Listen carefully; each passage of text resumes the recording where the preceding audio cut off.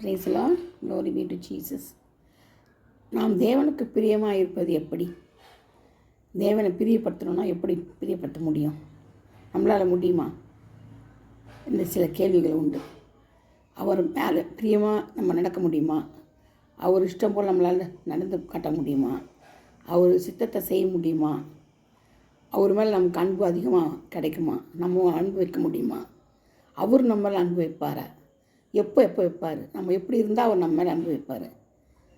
இதெல்லாம் நம்ம யோசித்து பார்த்து நம்ம கேட்க வேண்டிய கேள்விகள். இது ஆன்சர் எப்படி வருமோ தெரியாது. இப்படின்னா அது நம்ம கையில் தான் இருக்குது. தேவன் தன் ஜீவனே நம்மளுக்காக கொடுத்துட்டார். ஏசப்பா தன்னுடைய ஜீவனே கொடுத்துட்டார். இதுக்கு மேலே ஒரு விலை உயர்ந்த பொருளோ பூமியிலையோ பரலோகத்தில் எதுவுமே கிடையாது. இயேசுடைய ஜீவன் தான் மகா பெருசு. நம்மளுக்கு வியாதியிலிருந்தும் பிசாசின் கிரியிலிருந்தும் மரணக்கண்ணியிலிருந்தும் ஜெயித்தார். சிலுவையில் மரணத்தில் ஜெயித்தார். நம்முடைய எல்லா காரியங்களையும் தன் மேலே போட்டுக்கொண்டார். தன் மேலே போட்டுக்கொண்டு எல்லாவற்றையும் அவர் என்ன செய்கிறார்? ஜெயித்தார். உலகத்தை ஜெயித்தார். சாத்தான் தலையை நசுக்கினார். நம்மளுக்காக தான். யாருக்காக? நமக்காக. நம்ம பரலோகத்துக்கு அவரோடு இருக்கணும் அப்படின்னு, பாவத்தை விட்டு ஒழித்து வரணும் அப்படின்றதுக்காகத்தான் அவர் நமக்காகத்தான் அவர் ஜீவனே தந்தார். ஒரு நண்பனோ ஒரு காதலனோ ஒரு தாய் தகப்பனோ உற்றார் உறவினரோ ஃப்ரெண்ட்ஸோ யாருமே தன்னுடைய ஜீவனை கொடுக்க மாட்டாங்க மற்றவங்களுக்காக. ஐயோ ஓடி போயிடுவாங்க. கஷ்டமாக இருந்தால் கூட ஓடிடுவாங்க. பணத்தே கொடுக்க மாட்டாங்க.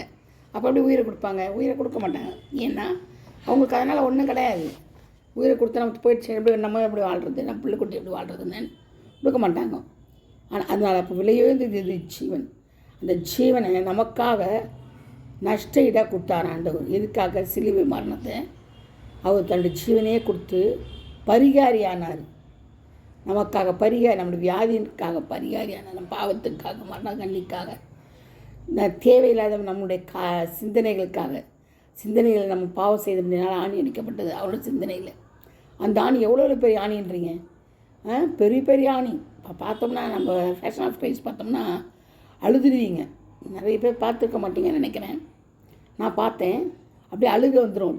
துடிக்கும். அப்படியே அந்த சதையெல்லாம், முதுகு சதையெல்லாம் அப்படியே சிந்தி போடுறோம். அந்த இடத்துல சிந்தும். பிளாத்துடைய அரண்மனையில் சிந்தும். அப்படியே பேச்சாக இருக்கும். ரத்தம் கொட்டும். கையில் ஆணி சாட்டில் அடிக்கும் போது தான் ரொம்ப அழுக வந்துடும் பாருங்கள். அப்படி ஒரு உபத்திரத்தை ஆண்டவர் அனுபவித்தார்னா யாருக்காக? உங்களுக்காக, எனக்காக தான் அனுபவித்தார். ஏன் அனுபவித்தார்னா நம்மளை பரலோகத்தில் போட்டு வரத்துக்கு, நம்ம பாவத்திலிருந்து விடுதலை ஆக்கப்படுறதுக்கு, மரணத்திலிருந்து விடுதலை ஆக்கப்படுறதுக்கு, நித்திய வாழ்வை காணணும். என் பிள்ளைங்க பாவம் செய்து மரணத்தை பண்ணக்கூடாது, மரணத்தை சந்திக்கக்கூடாது, நித்திய ஜீவனை பெற்றுக்கொள்ளணும். அப்படி தான் ஆண்டவர் நமக்காக என்ன செய்தார்? மரணத்தை ஒப்பு கொடுத்தாரு சிலுவையில். அப்போது நம்ம என்ன செய்யணும்? சரிப்பா, அவர் நமக்காக ஜீவனை கொடுத்துட்டாரு. நம்ம என்ன கொடுக்க முடியும்? அவருக்காக என்ன கொடுப்பீங்க?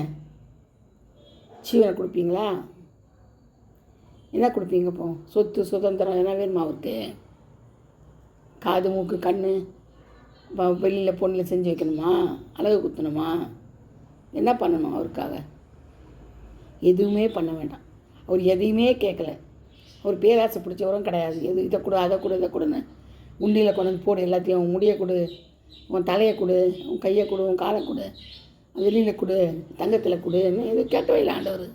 கேட்கவும் மாட்டார். அப்படிப்பட்ட தேவன் நம்முடைய தேவன் கிடையாது. ஜீவனுள்ள தேவன், ஜீவாதிபதி, ஒரே பரிகாரி இயேசு கிறிஸ்து மட்டும்தான். அப்போ அவர் எதை கேட்பார்?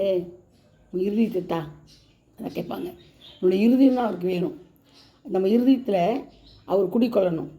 அவர் இறுதியத்துக்குள்ளே வந்துட்டார்னா நமக்கு பாவமே வராது. பாவம் செய்ய முடியாது நம்மளால்.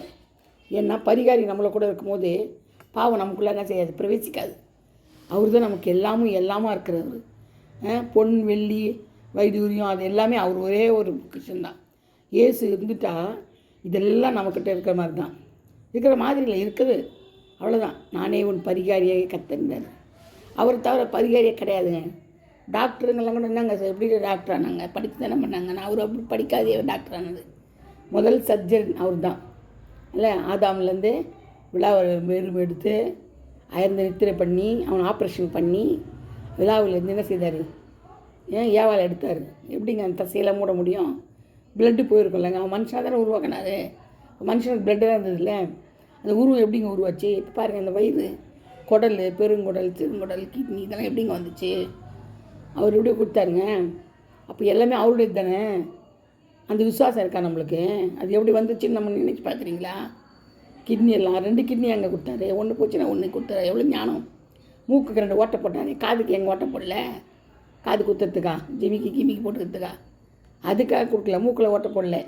சுவாசத்துக்கு தான் 2 ஓட்டை போட்டார். மூக்கு குத்திக்கிறதுக்கோ காது தீரம் குத்திக்கிறதுக்கோ இல்லைங்க. அதுக்காக அவருக்கு உருவாக்கலை. அப்போது எவ்வளோ ஞானமாக கண், மூக்கு, காது எல்லாம் உருவாக்கி அது வெளியே இல்லாமல் எலும்பு, நரம்பு, சதைகள், தசைகள், ஊன்களை உருவாக்கி, தசை நார்கள், நரம்புகளை உருவாக்கி அதன் உள்ள பிளட்டு போட்டு இதெல்லாம் பண்ணது யாருங்க? முதல் சர்ஜன் யார்? இயேசு கிறிஸ்து தான் இல்லையா? தேவன் தான், பிதா தான் நம்மளுக்கு எல்லாம். அப்போ இருக்கும்போது நம்ம எப்படி இருக்கணும்? நன்றியாக இருக்கணும். இப்போ நம்ம பேசுகிறோம், அப்போ பேசிகிட்டு இருக்கேன்னா எப்படி அவருடைய தயவு, அவருடைய கிருபை, அவருடைய இறக்கம், அவருடைய ஈவு, அவர் போட்ட பிச்சை அதான் நான் பேசிக்கிட்டு இருக்கேன். ஏன்னா அவர் தான் எல்லாமே. அவர்கிட்ட தான் மூச்சு காற்றெல்லாம் இருக்குது. அவருடைய கயிறு தானே இருக்குது. காலங்கள் உடைய கரத்தில் இருக்குதுன்னு வேணும் சொல்லுது. உடைய காலங்கள் யார் கரத்தில் இருக்குதான்? தேவனுடைய கரத்தில் இருக்குதான். மீன்கள் கூட அவர் கூப்பிட்டாருன்னா செய்யும், சுவாசத்தை விட்டுருமா மீன் காத்துக்கிட்டு இருக்குதுதான். அந்த மாதிரி நம்ம என்ன செய்யணும்? ஆண்டவருக்காக காத்துட்ருக்கணும். எப்போதும் விழித்து இருந்து ஜெபிக்கணும். இது அவர் விரும்புவார். அவர் என்ன சொல்கிறார்? 1 மணி நேரம் எனக்காக ஜெபிக்கக்கூடாதான்னு கேட்குறாரு. 1 மணி நேரம் நம்மளால் ஜெபிக்க முடியல. உண்மைதான், நான் ஒத்துக்கிறேன். ஜெபிச்சுட்டே இருக்கும்போது மைண்ட் எங்கேயோ போயிடும் டக்குன்னு. ஐயோ இதை பண்ணுவேன் அதை பண்ணுவேன்னு. ஆனால் அந்த மைண்டை ஒன்று சேர்க்கணும். அது யாரால் முடியும்னா இயேசு கிறிஸ்துவால் தான் முடியும். அந்த சிந்தனையில் தாறுமாறான சிந்தனைகளை கொண்டு வர சத்துரு சபித்து கட்டணும். அப்போ ஆண்டவர் தான் அதை என்ன செய்யணும்? நம்மளுக்கு மூலையில் ஞானத்தை வழங்கணும், அறிவை கொடுக்கணும். அதெல்லாம் அவர் கொடுத்தா தான் நம்மளால் என்ன செய்யணும்? கட்டுப்பாடு கொண்டு வர முடியும். நம்மளுடைய இறுதி கட்டுப்பாடு, நம்மளுடைய சிந்தனை கட்டுப்பாடு, நம்ம கிரிகளை கட்டுப்பாடெல்லாம் அவர் தான் கொண்டு வரணும் இல்லையா? அப்போது நம்ம யாருக்காக வாழணும்னா இயேசு கிறிஸ்துக்காக மட்டும்தாங்க வாழணும். மனைவிக்காகவோ, புருஷனுக்காகவோ, பிள்ளைங்களுக்காகவோ, காதலனுக்காகவோ, காதலிக்காகவோ நம்ம வாழக்கூடாது. அது பூமியில் மாயை. வாலிபம் என்னது? மாயை. வயசானா என்ன ஆகும்? 40-50 வயசுனா தளர்ந்து போயிடும். 60 வயசுக்கு மேலே ஒன்றுமே இருக்காது. கிழவன் தான் கூடுவாங்க. 50 வயசுலேயே தாத்தா பேசுன்னு தான் கூடுவாங்க. ஆனால் அவங்களும் அது மாதிரி ஆவாங்கன்னு அவங்களுக்கு தெரியாது. உண்மையாகவே தெரியாதுங்க. ஆனால் அது பெருசாக ஆன பிறகு தான் அவங்களுக்கு அந்த ஸ்டேஜ் வரும்போது தான் அவங்களுக்கு தெரியும். நம்ம எத்தனை பேர் நம்ம சொன்னோமே, இப்போ நம்ம அந்த ஸ்டேஜில் இருக்கவே அப்போ தான் உணர்வாங்க. அப்போ தான் உணர்வுள்ள இறுதியுமே வருங்க. 50 வயசில் உணர்வுள்ள இறுதியுமே வரும். அப்போது ஆண்டவர் பாருங்கள், அந்த 33 வயசுலேயே எல்லாத்தையும் இப்போ கொடுத்துட்டாரு. அப்போ எவ்வளோ அறிவு ஆண்டவருக்கு, எவ்வளோ ஞானம், எவ்வளோ கிருபை, தயவு பொறுத்தவர் இல்லையா? அந்த தயவை தான் நம்ம கேட்கணும். ஆண்டவருக்காக நம்ம என்ன செய்கிறோம்? இறுதியத்தை கொடுக்கணும். எதையும் கேட்கல, உங்கள் இறுதியத்தை தான் நான் கேட்குறேன். நம்முடைய இறுதியத்தை அவர் வரணும். அவருக்காக அநேகர்கிட்ட போய் சொல்லணும். அவர் செய்த நன்மைகள் அவர் ஏராளம். ஒவ்வொரு நன்மைகள் ஏராளம். ஒரு நிமிஷம் நம்ம உயிரோடு நிற்கிறது, நடக்கிறது எல்லாமே அவருடைய கிருபை தான். அந்த கிருபையை பற்றி 4 பேர்ட்ட சொல்லணும், சாட்சி சொல்லணும். இதுக்கு தான் நம்மளை வச்சுருக்கிறாருங்க. இதுதான் நம்ம செய்ய வேண்டிய கடமை. வேறு எதுவும் நம்மள்கிட்ட எதிர்பார்க்கல. அவர் பணம், பொருள், சாப்பாடு எதுவும் எதிர்பார்க்கல. ஏழைகளுக்கு இறங்குகிறேன், கர்த்தருக்கு கடன் கொடுக்குறான். அதே ஏழைகளுக்கு இறங்குறேன், வட்டி கொடுக்குறான். கடவுளுக்கு வட்டி கொடுக்குறான்னு சொல்லிட்டு குர்ஆனில் சொல்லப்பட்டிருக்குது. வட்டிக்கு கொடுக்குறானா கடவுளுக்கு? பார்த்தீங்களா குர்ஆனில் எப்படி சொல்லப்பட்டிருக்குதுன்னு? அப்போ நம்ம யார்? ஏழைகளுக்கு கர்த்தருக்கு கடன் கொடுக்குறோம். நம்ம கடன் கொடுக்க ஆண்டவருக்கே கடன் கொடுக்குறோம். அப்போ நம்ம எவ்வளோ பேர் பிஸ்தா பார்த்தீங்களா? அப்போ நான் கடன் கொடுக்கணும். நான் வாயில் கடன் கொடுக்கக்கூடாது.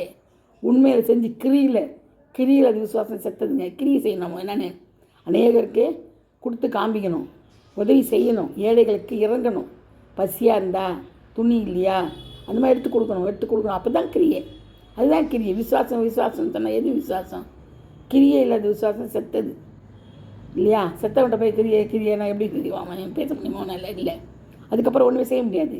அதுக்கு முன்னாடியே நம்ம என்ன செய்யணும்? மரணத்துக்கு முன்னாடியே நம்ம எல்லா காரியங்களும் செய்து கர்த்தருக்கு பிரியமாக நடந்து கர்த்தருக்குள்ளே ஜீவித்து நம்ம என்ன செய்யணும்? மறிக்கணுங்க. அதுதான் உண்மையான மரணம். ஆண்டவர் நமக்காக மறிச்சார் இல்லையா? உயிர் தெரிந்தார். நமக்கும் அதே மாதிரி தான். நம்மளை மறிச்சாலும் நம்ம என்ன செய்யணும்? பரத்தில் உயிரோட இருப்போம். எப்போயும் நம்ம ஆண்டவரோட உயிரோடு இருப்போம். ஆண்டவர் கூட இருப்போம். நம்ம கட்டாயமாக அந்த நிச்சயத்துக்கு அதான் அவர் மறித்து உயிர் தெரிந்தார். அதுக்கு தான் முதலாவதாக வெளியே வந்தார். அதாக எக்ஸாம்பிள் காமிக்கிறதுக்கு தான். நம்ம சில மரணம் பயப்படாதீங்க. ஏன்னா மரணம் தான் இங்கே பூமியில் நம்ம தனியாக இருக்கிறோம். அங்கே போனால் ஆண்டோட இருப்போம். அவ்வளோதான். அதனால் நம்ம பயப்படாதபடி கர்த்தருக்குள்ளே நம்ம செய்யணும், ஜீவிக்கணும். கர்த்தத்தான்மை இந்த வார்த்தைகள் எல்லாம் ஆசீர்வதிக்கணும். அது மட்டும் இல்லை, நீங்கள் மற்ற உங்கள் ஃப்ரெண்ட்ஸுங்களுக்கு இந்த மாதிரி மெசேஜஸ்லாம் அனுப்புங்க. நீங்களும் பேசி அனுப்புங்க. இந்த கடைசி காலம் ரொம்ப துரிதமாக வாசல் அடைக்கப்படுற நேரம். இதில் எவ்வளோ சீக்கிரத்தில் உங்கள் ஃப்ரெண்ட்ஸுங்களுக்கெல்லாம் அனுப்பி சப்ஸ்கிரைப் பண்ணுறீங்களோ, சப்ஸ்கிரைப் பண்ணால் ஆட்டோமேட்டிக்காக அந்த இது போயிடும், உங்களுக்கு மெசேஜ் போகும். அதனால் எல்லா ஃப்ரெண்ட்ஸுக்கும் நீங்கள் சப்ஸ்கிரைப் பண்ண சொல்லுங்கள், மெசேஜ் அனுப்பி விடுங்க. எவ்வளோ பேர் இருந்தாலும் சரி. ஏன்னா உங்களுக்கு ஆத்மா கிடைக்கும். ஆத்மா உங்கள் பரலோகத்தில் போகும்போது நீங்கள் அவர்கிட்ட ஆத்மாவை கொண்டு போய் காமிப்பீங்க. ஆண்டவர் நான் இவ்வளோ ஆத்மா தான் செஞ்சுருக்கேன்ப்பான்னு. வெறும் கையாக யாரும் போகக்கூடாது. ஆத்மாக்களை சம்பாதிச்சிட்டு தான் ஆண்டவர்கிட்ட போகணும். அதனால் நீங்கள் தான் செய்யுங்க. ஆத்மா சம்பாதிக்கணும்னா மெசேஜஸ் எல்லாருக்கும் அனுப்புங்க, சப்ஸ்கிரைப் பண்ண சொல்லுங்கள். கர்த்தருடைய பிள்ளையாக நம்ம வாழ்வோம். கர்த்தருக்காக நம்மளுக்கு ஜீவனையே கொடுப்போம். Amen. Hallelujah. Praise the Lord. Thank you. God bless you all.